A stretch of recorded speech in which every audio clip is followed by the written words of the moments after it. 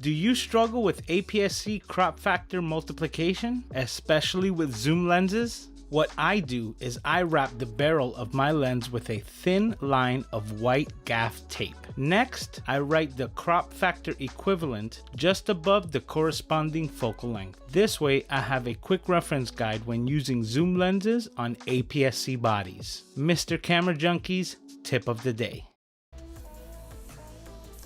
Welcome once again to yet another live stream.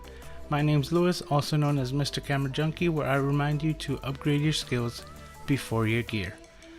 It's Saturday, June 5th, 11 p.m. Should be right there on the dot, yes. And we, as always, start our live stream with the tip of the day. I would like to thank you for joining me on this Saturday and hanging out with me and the Camera Junkie crew as we go over my live stream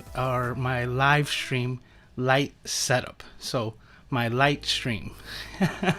All right, well, that's cool. Well, we had our tip of the day. Just want to say hi to some people who are here. Kevin, he says he's got to go grab some dinner and he'll be back. Kippy's here. All right. Says, hey there, just tuned while I finish my photo edits. Great. And Serenity Journey, which is James, he says, hey Lewis, just stopped to say hi. I got my first stream on this channel in a few minutes. Oh, so I guess he's live streaming at the same time. That's cool. I'm probably gonna have to check that out. We got Nano in the house saying, hey folks. That's really long. Let's see why that is. Let's try to shorten that up and make that bigger.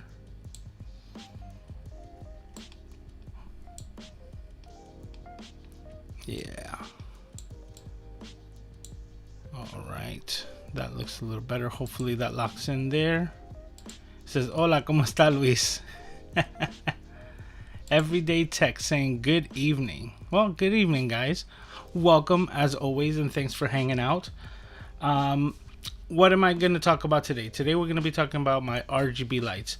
I was lucky enough to have participated in Peter Gregg's live stream last night. I was able to hop onto his live stream, and even though today I kind of sort of had planned to talk about tripods, which I do believe are an essential part of photography and video, which people kind of overlook, but we'll get into that on another day. Today, because kind of a request of Peter, that I'm gonna get into the RGB lights that I use here on my setup.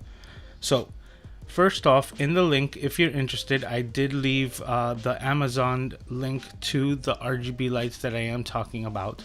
I purchased my first pair of these lights to test them out to see if I could use them for my needs. So I am going to be addressing and showing you how I have my lights set up here, because it is pretty much a budget setup. So one of the things that I picked up that maybe a lot of photographers, you know, when they're starting out and things like that, have and pick up and then end up not using is one of these Amazon $30 soft boxes. They're just a big continuous light. And oh, you know what? I was setting everything up, and the one thing I didn't do was actually bring out the actual bulb. But the bulb looks similar to like one of these fluorescent bulbs here, but in a much larger scale. So they sell you a soft box with an oversized fluorescent bulb, and it's usually, mostly, almost 100% of the time, way too much light for what's actually needed. But it still has a pretty good construct of the actual softbox. So I'm gonna move over my light here.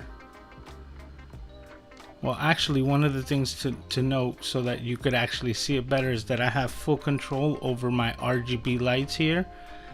So at a touch of a button, I can change the entire like setup. Like I have my dark mode, which a lot of people like, where I shut off all the lights.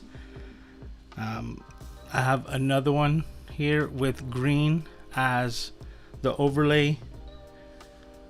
I have all blue, and then the one that I usually use as my live stream.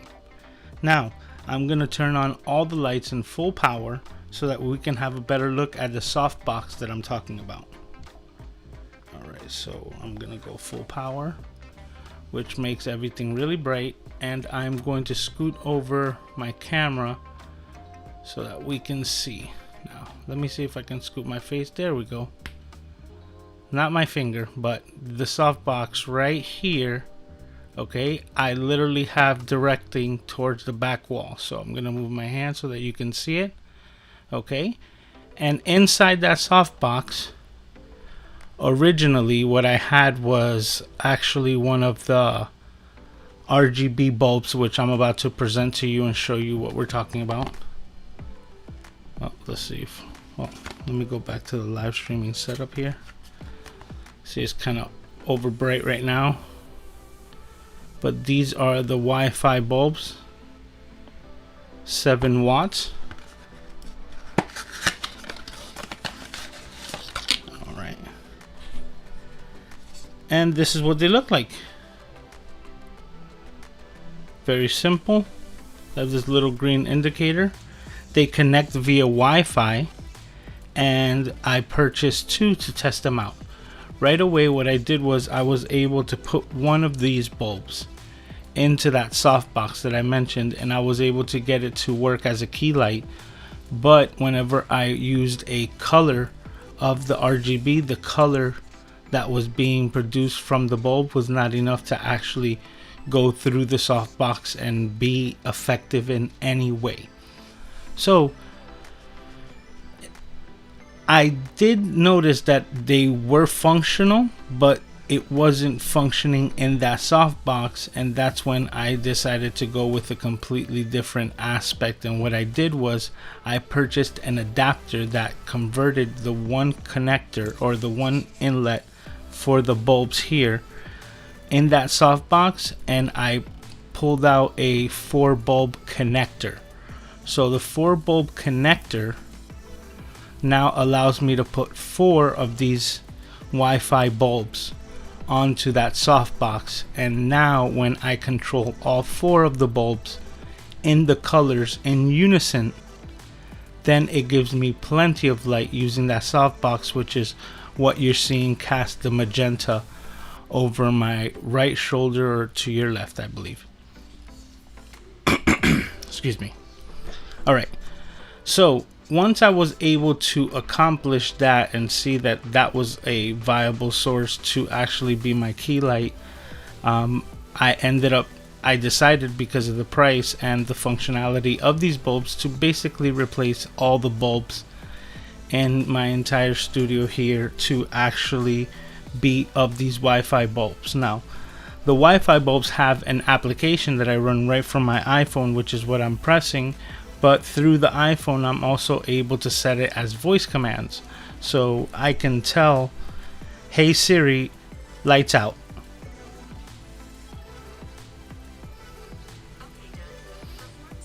And turns off all the lights. But then I can say, hey Siri, live stream lights. Hey Siri, live stream lights.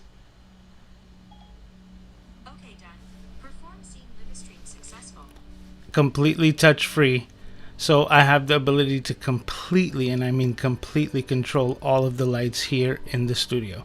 So, you know, I am going to show you the application that I'm using as well, but we'll get to that in a second. The next aspect was that I wanted to colorize all the different aspects. So what I did was I created some small soft boxes here using a desk lamp and some foam board, and I put one RGB light, one of these bulbs in each with a diffuser, and that is actually my main key lights. What I did notice is that because of my heavy beard, even though the light was being cast correctly in some of my previous live streams, my beard would kind of mesh with my shirts and my clothing, and it would be very difficult to see. So it was kind of just like a floating head. So to combat that, I actually, previous to this, had set up 2 of these same bulbs behind my monitors. So I have two monitors that I use for my computers here on both right and left, and I was able to hang one of these bulbs behind it. So when I'm doing the live stream setup to actually kick up some more light as like key light or ambient light right here for me, I actually set the two lights that are behind the monitors to 100% white just to match these, and I have a glow that's hitting from the back of the wall and then coming and casting and kind of filling in this light here underneath to kind of show more separation between my beard and my clothing. Now, with that being said, the light is so controlled here that it allows me to just create like a dark wall immediately behind me and allow me to cast simple colors all over the walls. Now, one thing that Doc Rock, which is somebody that I also follow, great channel, he just passed 10,000 subscribers, so big ups to Doc Rocks, congratulations once again. He recently went through this whole charade of painting his like set up his office or his studio, and he was picking up and looking to get the perfect color gray that was just perfect for casting these colors on walls. I guess I lucked out. I didn't go so in depth as he did. I didn't spend 3 months, but I also didn't have the resources that he had. Apparently he had a bunch of friends who were helping him out, and I was able to get a good enough color of just neutral gray without any blue hues on it, and I maximized that with primer paint. Now, I mentioned this because all of my walls here have this color gray, and that's what allows me to change the colors and have the colors really pop using these RGB bulbs. So even though I had previously mentioned the bulbs and the lighting setup in previous live streams, not going as in depth as I am now, let me hydrate. Excuse me.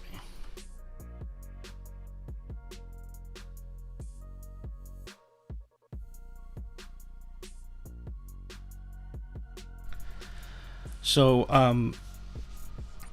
so changing the paint on the walls, because once I got in here initially the walls were like brown, and I knew that was just like dark colors are just gonna soak up the light instead of reflect it and bounce it off.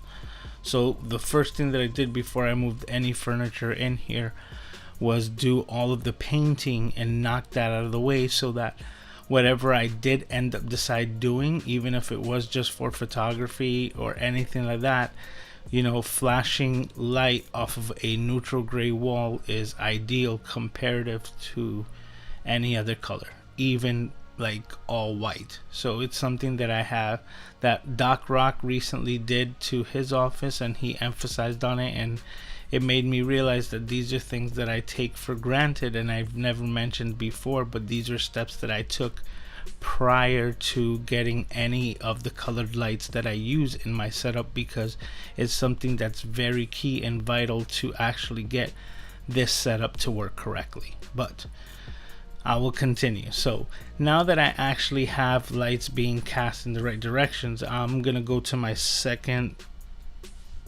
setup here. Okay, and today I actually switched it up because I normally have my 24mm, which is this look that we have going on here, but I switched it up to my Quantaray 19mm to 35, and because it's parfocal and it's like an old school vintage lens, it's manual focus when it comes to video, and once you set it you can forget it. And what I'm gonna do is I'm gonna pull out here and extend this. This is 19mm, so this is really nice, especially how close this camera is to me. So it's literally like right here. So now the reason why is to show you that I just took a, like, I think I got this at Walmart. This is a, just like a utility lampshade, and I have it clamped up there right with that, right onto the shelf. So that's my gaming shelf. Those are all my video games that I've collected through the years. We'll get to that some other day if you guys are interested. But I was able to just add, and let me just yank at it, so to speak.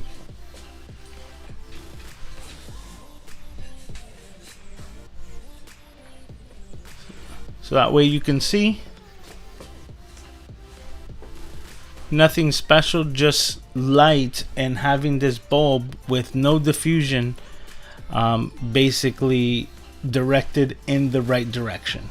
So that's all I did there. And because these lights are wireless, it's not like I have to go to any of these fixtures and actually turn them on and off manually, because of the simple fact that they're all controlled via the app. So like I said, all I do is mention it to Siri to say lights out, and all the lights go out. So one light that was missing, let me go to the other angle here, is the blue light that's casting in between. Now the blue light that's casting in between, I didn't have anything at the moment to actually like host. So this is what I mentioned in my previous stream, which I called my monster light, and I'm mentioning it because I'm gonna unplug it and bring it to you just to show you exactly what I did.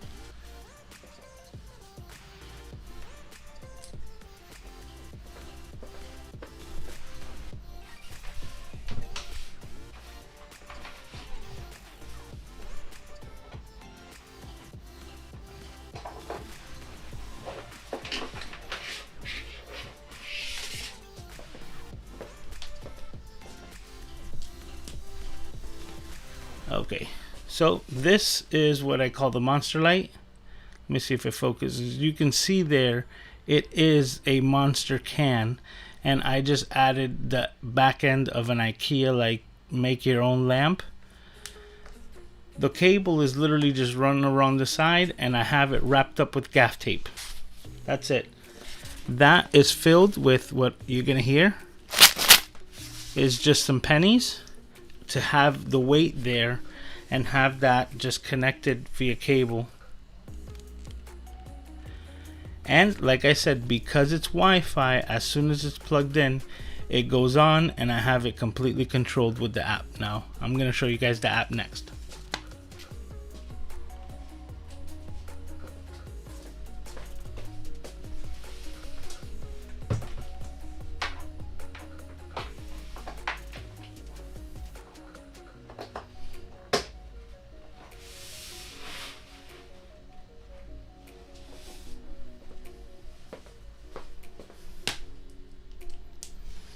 I am going to jump into the app right now, but one thing I did want to mention is this light that I also have here.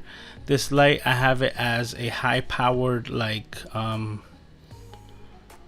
a spotlight, right? And the spotlight, I have it with a snoot. A snoot is kind of like a cone shape to actually control the light so that the light doesn't spill anywhere. It's very similar to like a grid box, like a grid, or actually I could show you the one that I made. Now what I'm showing you here is a grid that I made from foam board. So let me see there. There we go. That's so close to the camera, wow. But as you can see, it's foam board, and I made this for my key light here when I want to control more of the light, make it more directional. And that's basically what the snoot does. It just casts this blue light that you see here, and what that does is that it separates me from the lights in the background. If it weren't on, you could really notice the difference, but that is what's separating me from all of the lights in the background. So now I'm gonna go to the application. Let me see if I got this done correctly. Boom. Okay, so yeah, this is the application. This is what it looks like. As you can see, I have everything named. Now the grayed out key light number 4 here. Actually, let me scoot in here because it's kind of like, let me move this actually. There we go. More like that. There we go. All right, now we're looking at the application here, as we can see, the desk lamp is my key light here. So I turn it off and you can see right away that shuts off. I'm going to turn that back on. My key light number 1 here, actually the keys that you see, the red, those are the ones that are casted in the softbox. As you can see, it says key 1, 2, 3, and 4. That's because those are the key lights that are all inside of the softbox. So 100%, right? That box giving 100% of light would mean that all 4 of the lights that I have there are going to be producing 100% of the light.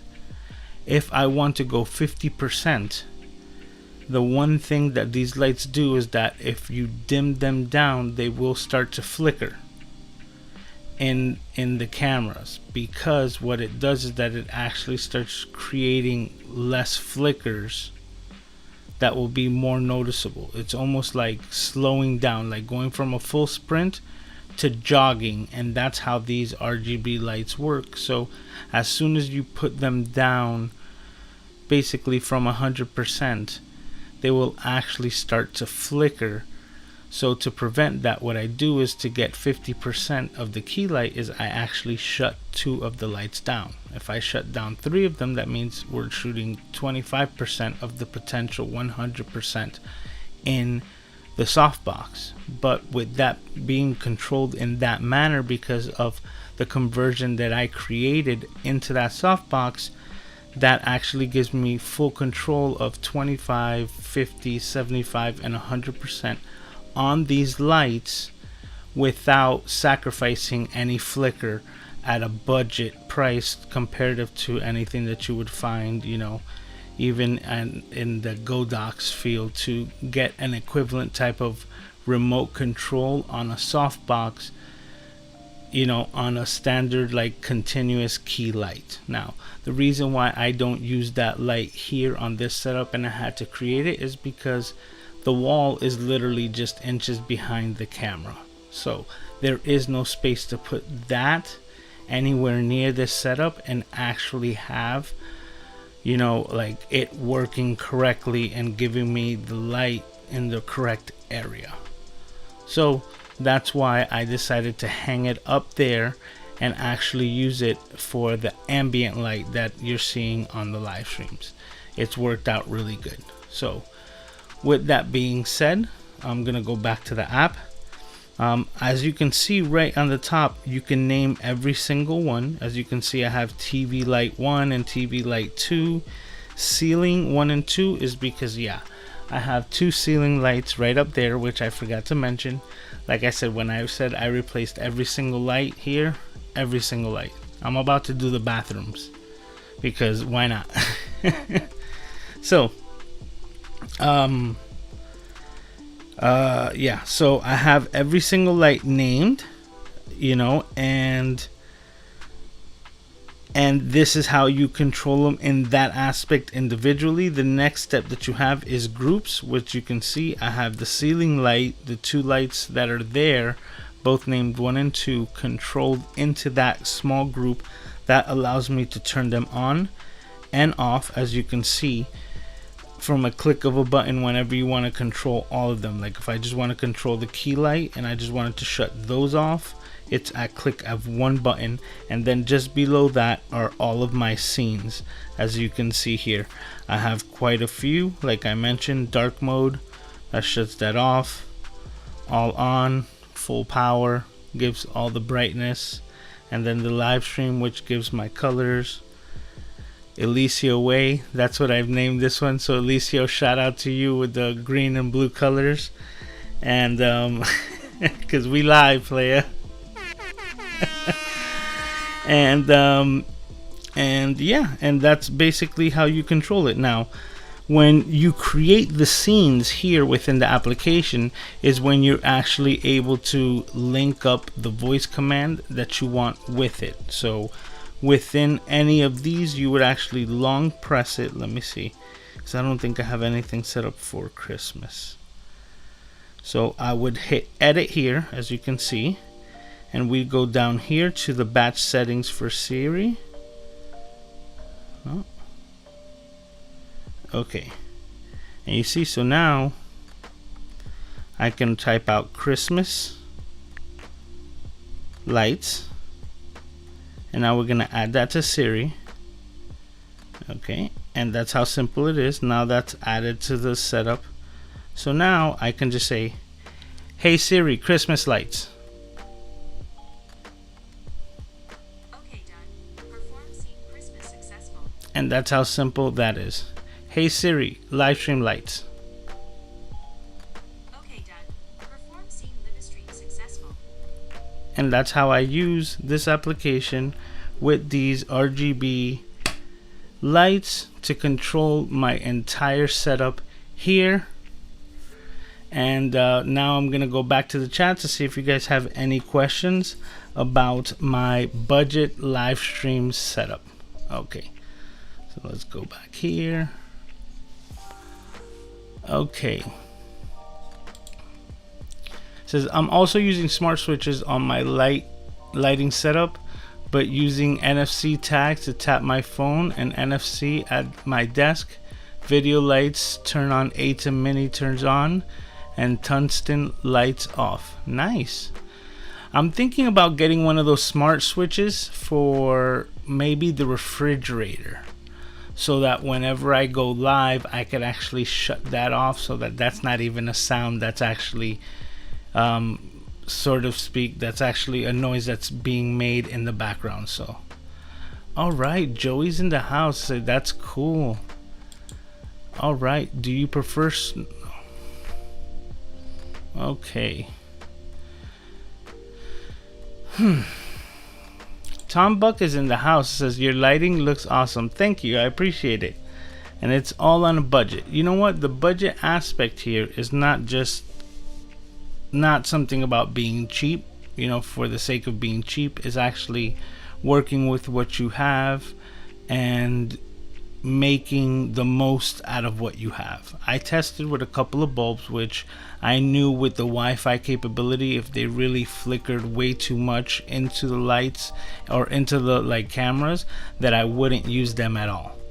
But when I saw that I was able to utilize them and it was a budget friendly option for me, I made the most out of them. And I've, you know, not to boast, but I've gotten a lot of compliments about my lighting and people asking me, you know, what I did or what items I used. And it's like, hey, I used what I had, and now everyone will know exactly which lights I used and how I used them. Okay. All right, it says Tom Buck is in the house. Love the voice command lighting control. Could I have it also with aperture lights? You see, like that's funny. Like aperture lights don't have it. You know, that really goes to show you, because it's true. I don't think they have voice command. It says make a scene that says hangover mode. I'm glad you're celebrating, Doc Rock. I mentioned you before. Congratulations once again on 10K. It's a very cool milestone. If I am correct, I believe only 1% of all YouTubers make it to 10,000 subscribers. So even though it's a metric that it doesn't mean everything, but it means a lot in the fact of like the hard work that you have put in and, you know, the fruits of your labor. So once again, congratulations. All right. Joey says 16mm Sigma lens, the main lens. Yes. Right now I'm rocking the A6100 with the Sigma 16mm f1.4. Randall saying, hello everyone. Need Norman's foghorn. Oh, you already got it, so you heard that already. Doc says NFC tags are the truth. That's funny. I'm not familiar with the NFC tags. I haven't had anything that uses them like that, but through this application and these lights, for reference, are Alexa ready just the same way, so you can link them up through Siri on the application on the phone, or you can use Alexa with them because they're Amazon like based lights. They worked out for me, man. They work pretty good. Actually, you know what? Let me do something here as well, because this is number 4 of the light setup here. So I'm gonna go put it back.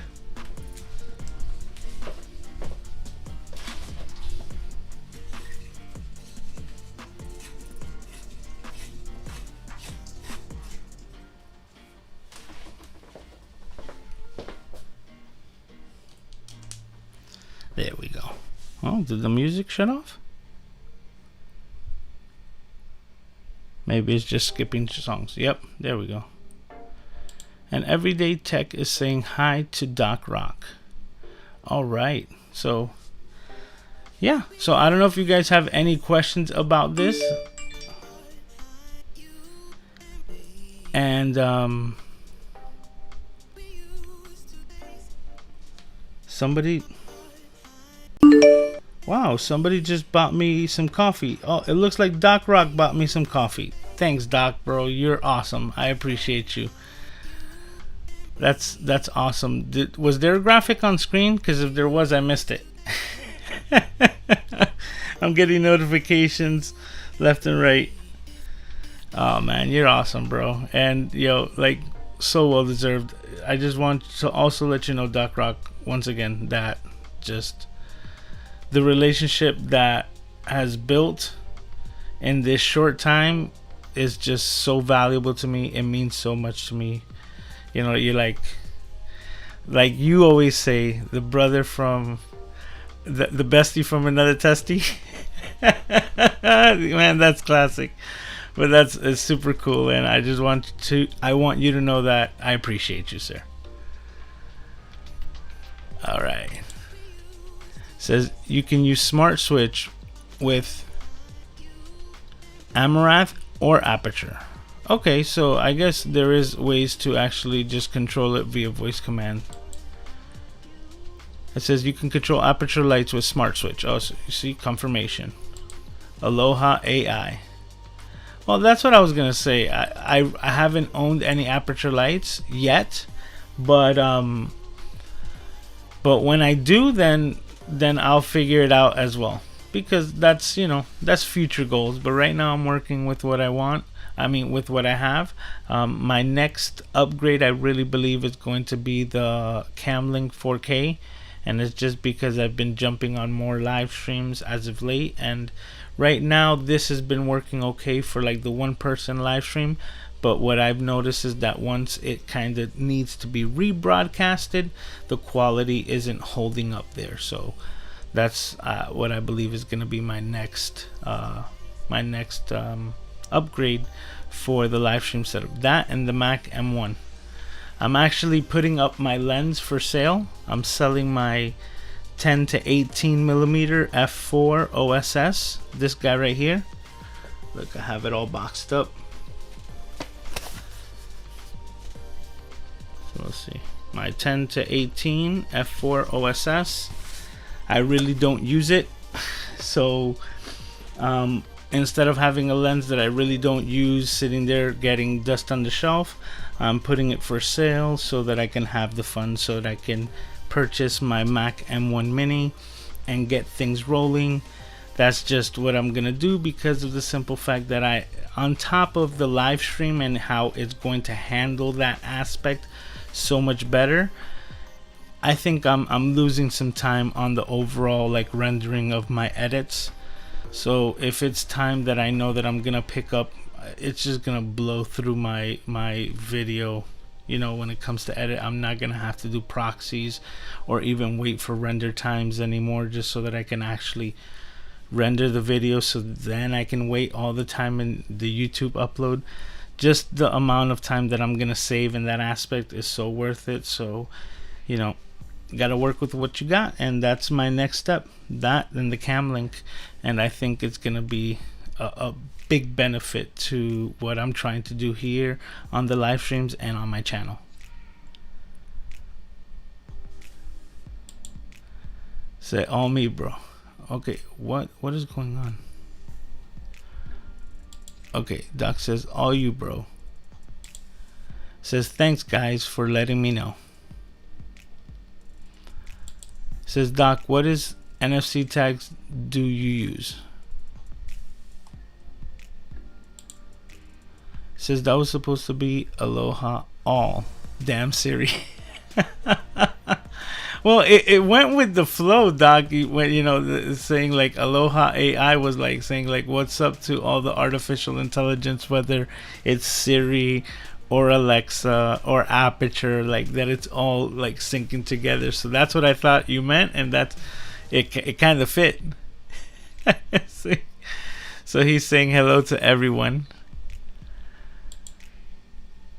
Says, was radius, but I got bored of playing with tags. That's speaking of, like, you know, to be honest, a different language, because I never used anything with the NFC besides like phone stuff. And the only NFC that I actually use is basically from my Sony cameras. So that's the only thing that I use, the near function capability or connection. I believe that's what NFC stands for. So many abbreviations nowadays, so many 3-letter acronyms that it's hard to keep up. Says, want to buy the Camlink 4K, was just sitting. Says, want to buy my Camlink 4K, was just sitting in a drawer. I got an A10 mini instead. Peter Good told me not to use both. Absolutely, Joey, if you're gonna sell it, let me know. Hit me up through Facebook or anything like that, and yeah, because that's gonna be my next. Yeah, absolutely, let me know. We'll talk, because that's, like I said, I've been jumping even on Peter's live stream that I got on yesterday. I wish I had better quality. So that, and with the selling of my lens, I think I'm gonna be in great position. But let me know, guys, do you guys have any questions about the lighting setup or anything like that? Because, you know, the other things that I did were that the stuff that I created, like everything I thought of before I made it. So, you know, I knew that I was like, you know what, I'm gonna want this, I'm gonna want that, and I added little pieces together. Like, there's videos on my channel where you actually see a different view than this, where I'm actually shooting from this direction, where you can see everything that I normally look at. And I even have these string lights that like hover and link in between both of the monitors that I have here. So they're just like flickering little lights. I usually have them solid, but they're just like little twinkle string lights that I have. And in those videos, I like the aesthetic that is given, because with the lights set up in the color scheme that I was using in those videos, you know, the blue or the magentas that I'm using into the mix, it really looks like a galaxy, just like linking in between. But these are just all little nuances that I added for my own aesthetic, because I'm the one who's looking at it majorly. You know, this is my everyday, so I work in front of these computers, and this is what I look at. Let me see. It says, email my screen name at Hotmail. It says, dig my content. Thanks, Joe. I appreciate that, man.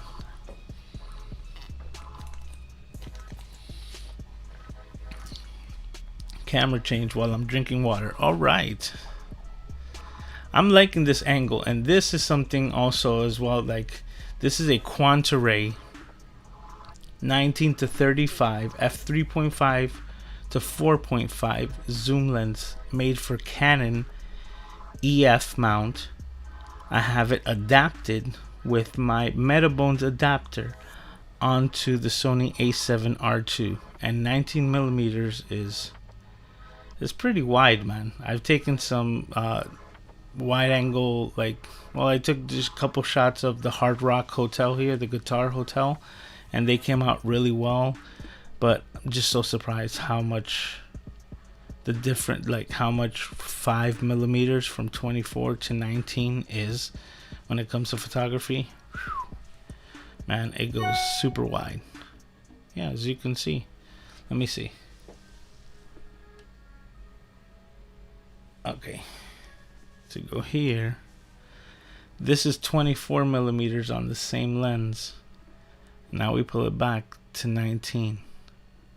Man, there's so much in the shot. You could actually see my other computer here. And yeah, look at this. This is actually the 4-pack.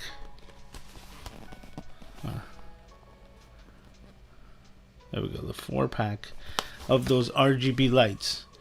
Because I actually started picking them up you know, in quantity and to get a better deal, because I think once you buy them in 4, they end up being even cheaper than like $7. So I paid like $7 or like 14 for the first 2, and then paid like $6 for the remainder because I bought them in bulk. So those worked out really well for me. And yeah, like I said, voice command, I use them for everything. Like I said, whenever, you know, like it's lights out, and you know, everything shuts off. It's so convenient. Even if I weren't doing a live stream and using them for all their capabilities, I think they're very convenient, even if it was just to replace, you know, your lights at your home. So I think that's a really cool, like I said, a really cool investment. It worked out for me. It did. I used what I had and I made the most of it. All right, well, another thing, let's talk a little bit about rumors going into the Sony camera world. It looks like there was a update to the new Sony APS-C camera as far as the name. Apparently the latest name that's being rumored around is the Sony ZV-E10. So it looks like instead of being like a ZV-1 camera, it's gonna be a ZV E-mount, and 10, I guess, just being like the first entry level of a new line of cameras. It seems interesting. They said it's gonna have the A6100 body size, not so much the style but the size, with the flip out screen. So what I'm imagining from just those parameters is that it is gonna be APS-C sized in the A5100 body with a flip out screen. What I'm thinking that they mean by A5100 size is that maybe it's going to have a deeper grip to accommodate the NP-FW50 battery. I do not think that they would actually be putting in a the Z type battery. If they do, that camera will literally like just crush, because it will be so small, super convenient vlogging type camera with a massive battery life. But to reiterate, the reason why I don't think that will happen is because of the A6100. Now, the camera that you're seeing right now, A6100, uses the NP-FW50 battery, and the NP-FW50 battery with the updated processor, which is like, it uses less electricity than the previous version of the Sony NEX cameras. The A6100 gives me really good battery life, and it takes a bunch of photos even though it's using that older, smaller NP-FW50 battery.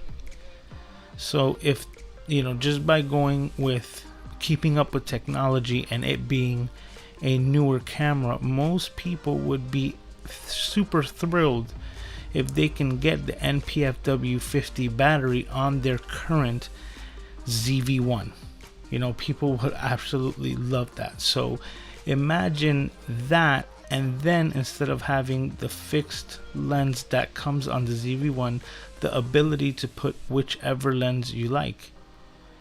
Now, you know, I really don't like this lens myself too much, but just I do mention the Sony 16mm f2.8, which to me I think is the only Sony lens that I will not recommend to anyone.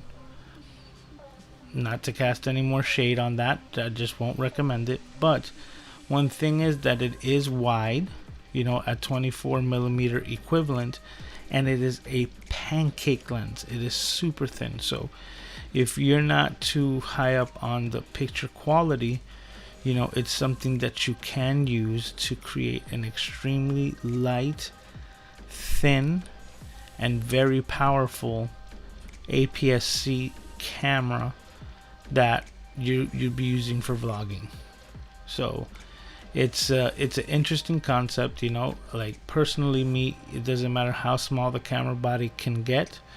I'm gonna be using something like the Sigma 16mm f1.4. Absolutely love this lens. But when it comes to like street photography, let me see if I have this camera around here. Yeah, and I should have that lens on it as well. When I'm about to hop into the car, go, and I just want to take some photos and have something with me, the lens that I do recommend is Sony's 20mm f2.8. So let's see if we can get that to focus. As you can see, another very small pancake lens, extremely small. And look, this NEX6 camera is super thin, and I do have it set up to have like a 10-second shut off, and like even the back LCD, I don't use it, and I have it set up so that when I put my hand or the camera to my eye, that's when the viewfinder actually activates. So with a couple of features like that, I am able to use a much older camera which actually doesn't utilize the FPFW battery 50. Like for instance, the A6100 is probably the best at using or getting the most out of that battery, and the NEX6 is probably one of the worst for getting juice out of that battery. It runs through it very fast, but there are ways to counter that. And but what I am talking about is the lens, and something that small with that new ZV-E10, it will be pretty interesting, to have a very, very compact and light setup. And as you can see, something still this thin, see, with not that big of a profile, still allows you to utilize that NPF 50 battery, which is the one that I'm talking about. This one right here. Right now I'm using a manual lens here, and I have it like focused to my face, so it won't autofocus because it doesn't have that feature. So this is the NPF 50. Now we're getting focus on it. There we go. Oh, the other way. Boom. Yep. Let me go back to the chat here. No, it doesn't look like we have any more questions. All right, guys. Well, I think I'm just gonna call it here. I appreciate you guys hanging out. But if you guys don't have any more questions, I don't know if there's any more rumors. Oh, actually, there is another rumor. The new rumor is September is supposedly an announcement for the Sony A7 IV. So what this camera could be, if it is to be announced, it's going to be very interesting. It's going to be very, very interesting to see what Sony comes up with when it comes to that hybrid camera, because the Sony A7 III is going to have some big shoes to follow. But hopefully we get some more solid information instead of like a rumor of an announcement. We'll see what's coming up within the next week on this new ZV-E10, and yeah, and that's it. As always, guys, I appreciate all of you guys for hanging out here with me. It means the world that you guys would come out, Camera Junkie crew, and spend your time with me, which is our most precious commodity. So it's very much appreciated. I love every single one of you guys. With that being said, as always, I leave with my outro. I will tell everyone to be safe, have a great week, and I will see everyone in a week. I'll see you guys next Saturday, okay? Have a great night. See everyone. Do you struggle with APS-C crop factor multiplication, especially with zoom lenses? What I do is I wrap the barrel of my lens with a thin line of white gaff tape. Next, I write the crop factor equivalent just above the corresponding focal length. This way, I have a quick reference guide when using zoom lenses on APS-C bodies. Mr. Camera Junkie's tip of the day.